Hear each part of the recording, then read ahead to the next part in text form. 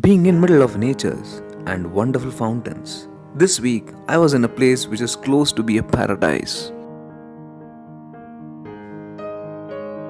Hi, this is Aakash. Today we'll be exploring in and around Mysore in Karnataka, India. On my way to Mysore, I stopped over at Shivali restaurant. It's on the Bangalore-Mysore highway, known for offering some wonderful South Indian delicacies. After completing my breakfast, I started for Ranganathithu. Ranganathithu is a beautiful bird sanctuary in Mandya district of Karnataka. It's situated on the banks of Kaveri River and it's probably the largest bird sanctuary in the state, spread across 40 acres. The best way to explore Ranganathithu is with a boat ride. This sanctuary has over 170 species of birds. I did spot many birds, but I could identify pelicans. While sailing in Ranganathithu, you could spot crocodiles. The best time to visit Ranganathithu is between November to June. During this time, you could see around 40,000 birds from different parts of the world congregate in this beautiful place. Just about 10 kilometers from Ranganathithu is the Balamuri Falls.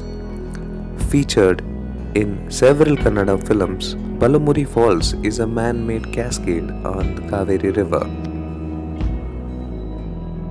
The best way to enjoy here is to take a dip in the cool water or take a boat ride and also a horse ride. After spending some time in Balamuri, I headed to a dam called Krishnaraj Sagar Dam, just about 10 kilometers from here. KRS, as it is called, has its ornamental gardens, and as you walk around, you could see fountains all around. During evenings, you could see musical fountains, and it is one of the major attractions in this dam. KRS is a valuable asset for the people of South Karnataka and is a major source of water for irrigation for people in Mysore and Mandya districts. Karanji Kere is a beautiful garden right in middle of Mysore city. It has a huge lake which is spread over 60 acres. This garden is maintained by Mysore Zoo, and when you are in this garden, you can visit a beautiful enclosure of birds. Boating and relaxing in this beautiful clean environment is the best thing you could do when you are in Karanji Kere.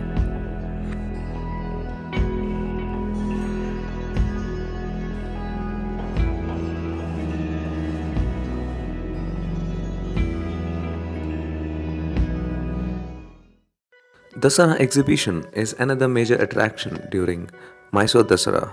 It's a carnival of sorts. You could shop around for some fancy items. Do hop into many rides which are offered here. I enjoyed the time I spent here.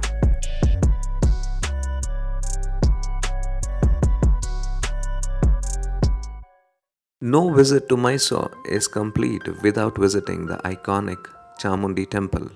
Located on the Chamundi Hills, right from the city to this temple is beautiful. The key feature is the statue of Mahishasura, bearing the sword on his right hand and a cobra in his left. The city of Mysore derives name from Mahishasura.